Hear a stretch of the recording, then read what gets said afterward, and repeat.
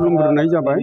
तामुलपुर जिल्ला बर' थुनलाइ आफादनि 20थि बोसोरारि जथुमा लोगोसे कुमिरिकाटा गुदि बर' थुनलाइ आफादजों आरो कुमिरिकाटा दखरा दुला फरायसा आफादनि जा 22थि बोसोरारि जथुमा बे मोनथाम आफादजों लोगो नांनानै फाख्रिबारि लतिबारि बे गेजेर फरायसालिनि गेलेग्रा फोथाराव साननैनि हाबाफारि लानानै खुंनाय जादों।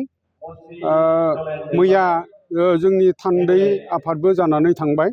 बे थान्दै आफादाव बर' थुनलाइ आफादनि बायदिसिना आयदाखौ लानानै जोङो रुजु रुमै सावरायनाय जादों आरो लोगोसे बे थान्दै आफादनि गेजेरजोंनो जोंनि तामुलपुर जिल्ला बर' थुनलाइ आफादनि जा थाखानाय बायदि बायदि हाबाफारिजों लोगोसे जोङो थुनलाइ महरै बे भबेन नार्जि थुनलाइयारि बान्थाखौबो बोसोरफ्रोमबो होनाय जादों।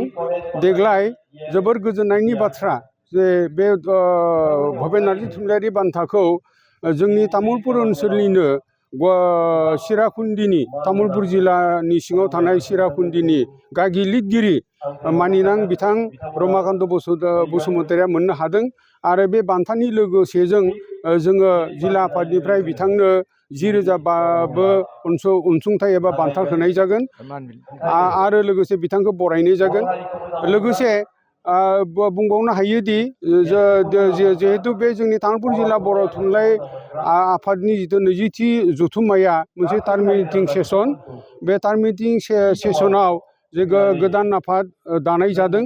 बे गोदान आफाद दानायनि आफादगिरि हिसाबै जोंहा बापुराम बर'खौ थान्दै आफादा सायख'नाय जादों आरो नेहाथारिनि बेलायाव जोंहा सिगांनि जानाखि तामुलपुर जिल्ला बर' थुनलाइ आफादनि थाखानाय जानाखि नेहाथारि बिथां बरमन स्वर्गियारिखौ नेहाथारि बिबानाव दानानै आरो बेबादिनो जोङो बर' थुनलाइ आफादनि जिथु संबिजिर लेखा जानाखि आफादगिरि आरो नेहाथारिखौ सायख'नायनि लोगो लोगो बिनि जानाखि जिल्लानि गुबुन गुबुन दालाइ आफादफोर दङ बेफोरखौबो जोङो थान्दै आफादनि गेजेरजों रुजु रुमै सावरायनानै जों दानो हादों।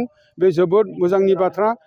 दिनै जानाखि डिसेम्बर दाननि 28 सान बे सानाव जोङो जिल्ला आफादा दिनै गेवलां मेलखौ खुंनाय जादों आरो बे गेवलां मेलाव जोङो आलासि हिसाबै जोङो बर' थुनलाइ आफादनि सासे नेहाथारि बिथां मानिनां कामेस्वर बर'खौ आरो बे आफादजों लोब्बा थानानै कुमिरिकाटा दखरा दुलाराय बर' फरायसा आफादाबो खुंफाफादों। ओंखायनो बिथांमोननिफ्राय बर' फरायसा आफादनिफ्राय बयनिबो मदद हेफाजाब लानानै बे दुलाराय बर' फरायसा आफादनिनो गाहाय नेहाथारि बिथां फनिन्द्र बसुमतारिखौ थि बुंथिगिरि हिसाबै लिंनाय जादों।